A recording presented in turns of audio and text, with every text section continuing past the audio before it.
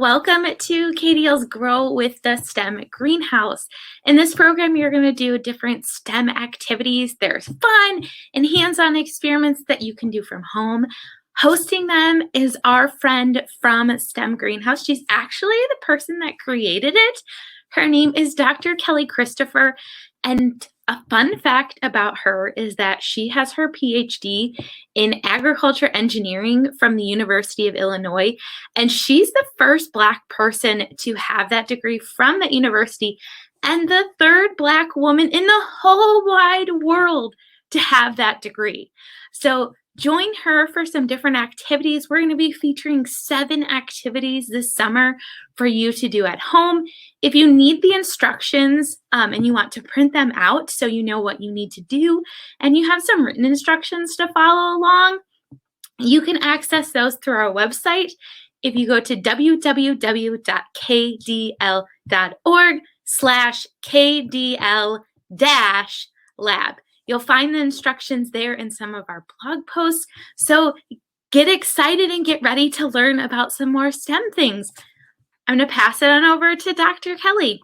Have fun!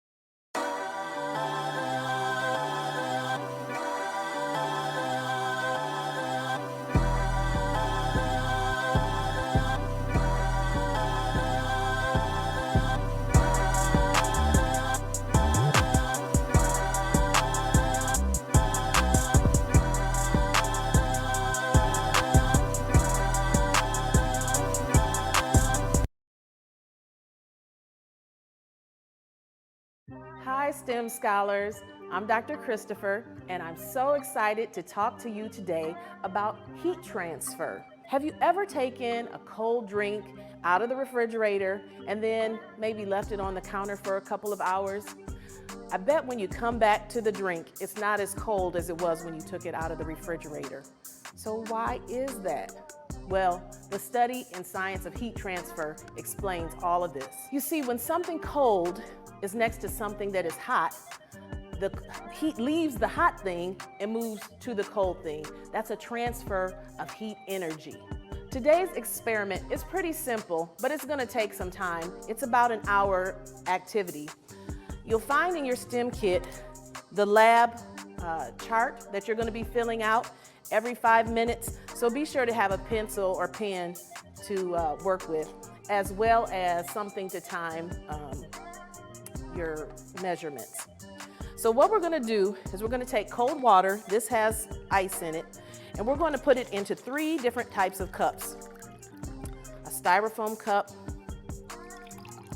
a glass cup, this is actually a jar, and a metal cup. Now these are 3 different types of materials, and that's another type of science, just material science.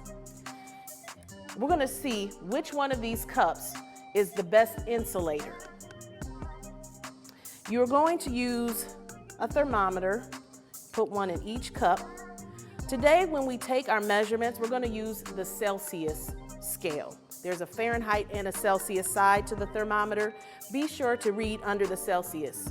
Now you might be more familiar with Fahrenheit because we often use that to measure air temperature in the United States. But around the world, Celsius is more often to be used, so we're going to stick with Celsius for today. So you're going to allow the thermometers to kind of acclimate to where they are, and then you're going to make a reading of each thermometer on your lab sheet. So I'm going to take the first one,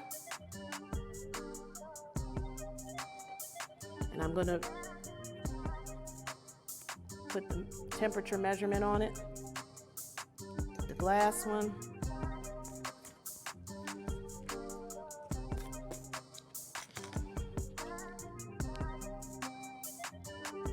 and then the styrofoam.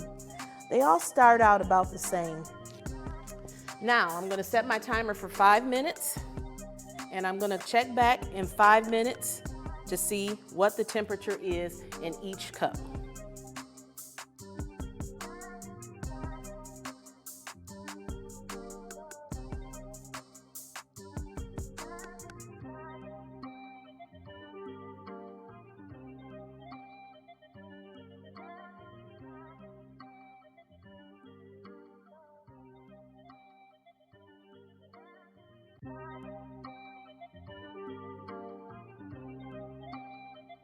So it's been an hour and you have your measurements on your lab sheet. What did you observe about the 3 different containers and their ability to hold the cold in these containers? An insulator prevents heat from leaving something. It doesn't allow a lot of heat transfer. So of these 3 different types of containers, which one was the best insulator? I'm not going to share my results. I'm going to let you finish the activity on your own. However, when you're done, I have an activity for you to do using something you might like.